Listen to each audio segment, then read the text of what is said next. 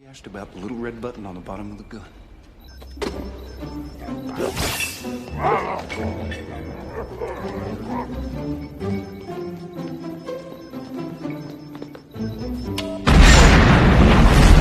French director spent over 2 decades developing a movie he first dreamed up as a bored teenager, scribbling stories in a notebook because he had nothing better to do.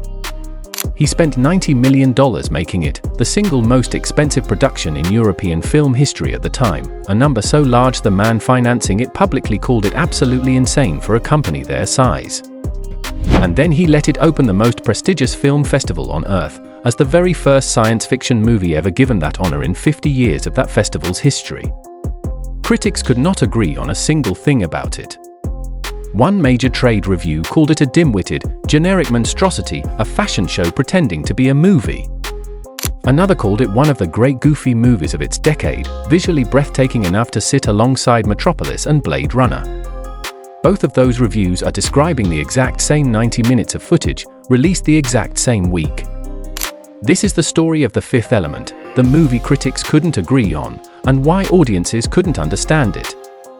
At the same time ended up loving anyway, and that somehow became one of the most quoted, most rewatched sci-fi films of the entire decade, disagreement and all.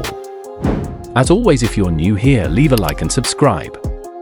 This is the land of deep sci-fi and horror deep dives. Thank you, and let's begin. The film opens in Egypt, 1914, at an ancient temple where archaeologists uncover proof of a recurring cosmic threat. Every 5,000 years, an ultimate evil approaches Earth, and only a perfect being combined with 4 elemental stones, earth, air, water, and fire, can stop it. An alien race called the Mundoshawans arrives to collect the stones for safekeeping, promising to return them when the danger comes again. Cut to the future. That danger is back, and the perfect being has to be rebuilt from genetic fragments, emerging as Lilu, played by Milla Jovovich. She quite literally falls out of the sky into the taxi of Corbin Dallas, played by Bruce Willis, a former Special Forces major turned cab driver who wants nothing to do with any of this. Ian Holm plays a priest tracking the prophecy across generations, trying to keep the stones out of the wrong hands. Gary Oldman plays Zorg, a corrupt industrialist quietly working against all of them for his own profit. Chris Tucker plays Ruby Rod, an unhinged radio host who has absolutely nothing to do with saving the world and gets dragged into it anyway. Small detail worth knowing going in, the film can't even agree on what year this happens. One title card says 300 years after 1914, a clock on screen reads a different date, and the official DVD notes give a third one.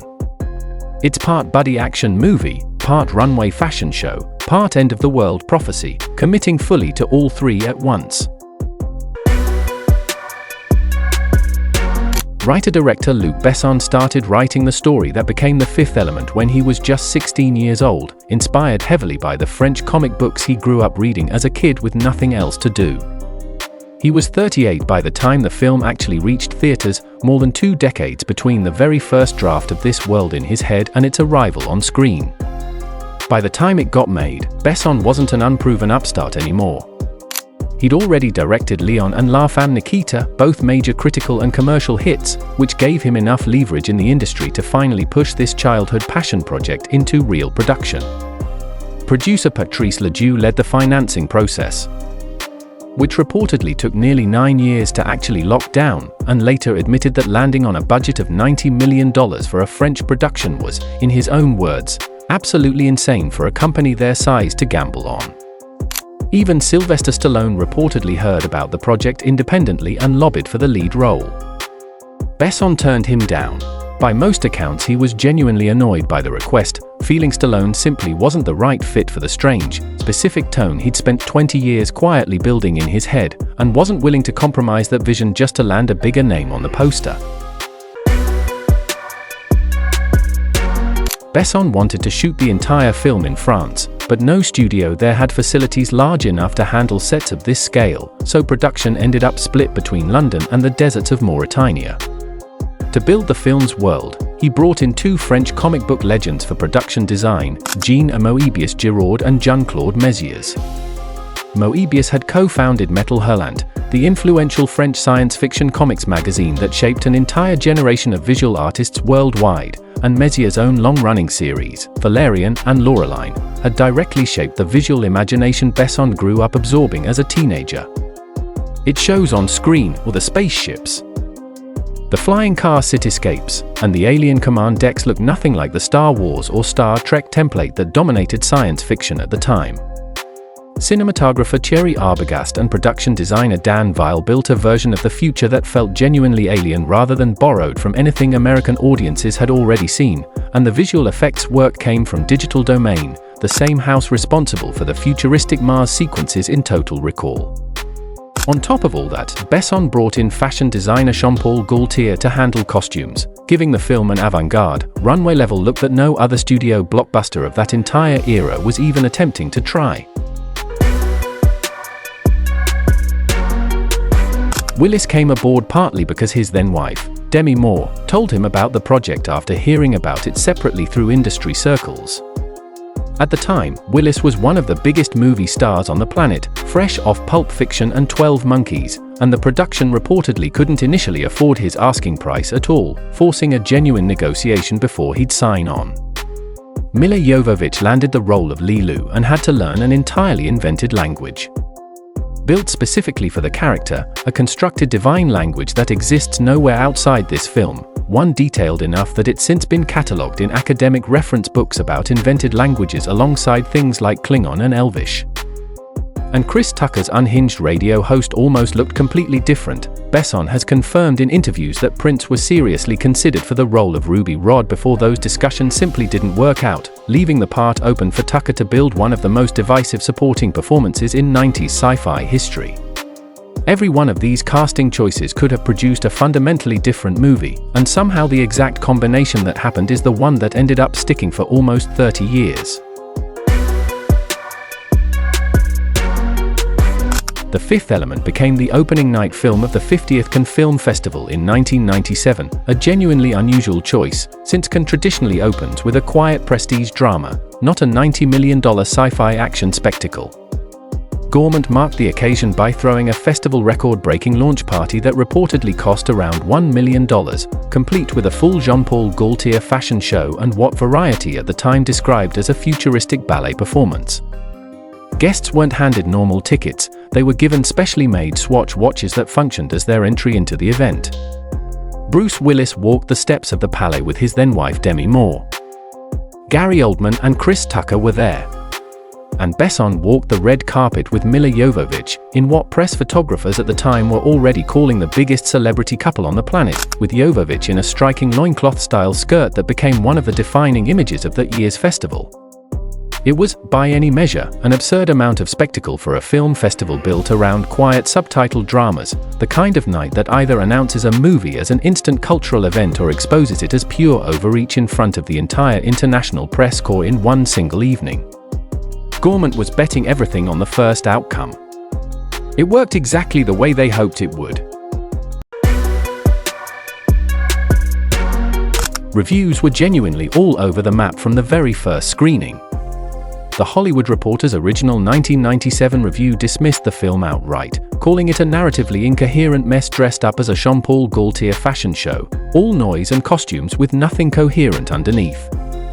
Roger Ebert took the completely opposite angle, calling it one of the great goofy movies of its era, comparing its visual imagination directly to Metropolis and Blade Runner, while still admitting the plot needed a far fiercer edit from editor Sylvie Landra to stop scenes from dragging on simply because so much money had gone into building them. That split wasn't limited to critics, either. Even people inside the film weren't unified on it. Gary Oldman, who played villain Zorg, later admitted flatly in a 2014 interview that he genuinely couldn't stand the finished film, explaining in an earlier interview that he'd mainly taken the role because Besson had helped partly finance Oldman's own directorial debut. Meanwhile, Willis, Tucker, and Jovovich all spoke fondly about the experience for years afterward, describing it as one of the most purely enjoyable shoots of their careers. Jovovich in particular has repeatedly called Besson the first genuinely amazing director she'd ever worked with, on or off set, in interview after interview since. Despite a budget large enough to make European financiers visibly nervous, The Fifth Element made its money back several times over, grossing more than $263 million worldwide against that $90 million budget, making it the 9th highest grossing film of all of 1997. Sony's Columbia Pictures had put up $25 million just for the US distribution rights, with French studio Gaumont covering the rest out of its own pocket, a European box office financing gamble unlike anything attempted before it, and one that could have sunk the studio entirely if the film had flopped the way some of those early reviews suggested it might. Instead, the film went on to win at the BAFTAs, the César Awards, where Besson himself picked up Best Director, and the Lumière Awards. And in that exact same calendar year, it also collected nominations at both the Golden Raspberry Awards and the Stinkers Bad Movie Awards, the industry's two biggest markers of cinematic failure.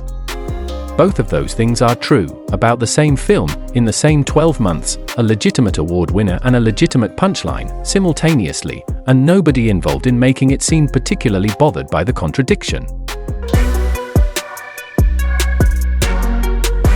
Nearly 3 decades later, the film's reputation has settled somewhere none of those 1997 critics predicted it would land.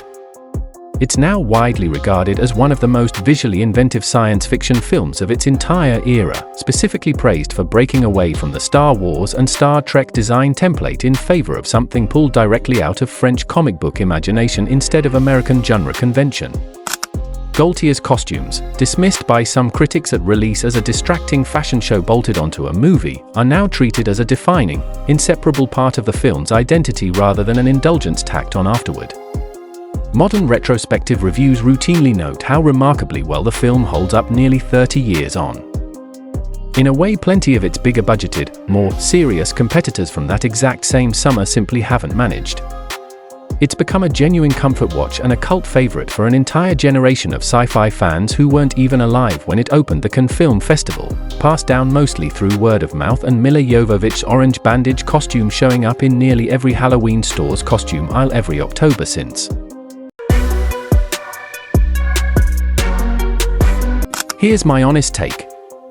The Fifth Element isn't a coherent movie by any conventional measure, and that's basically the entire point of it. Besson built this thing out of pure teenage imagination and never fully disciplined it into a clean 3-act structure, and the result is a film that's more interested in showing you something you've never seen before than in explaining itself to you patiently. That's exactly why one trade paper hated it in 1997, and it's exactly why it's become a genuine comfort watch for a generation of sci-fi fans since then. It didn't need critics to agree on it. It never needed permission to exist in the first place, it just needed the $90 million. 22 years of patience, and the nerve to actually finish what a bored 16-year-old started scribbling in a notebook. So here's my honest question for you. Is Ruby Rhod your favorite unhinged sci-fi character of all time, or the most annoying supporting character the genre has ever produced? There's no polite middle answer allowed here. Tell me your verdict in the comments, I'll read every one. If you enjoyed this video, leave a like, don't forget to subscribe, new sci-fi and horror deep dives coming up. Thank you for watching and I'll see you in the next one.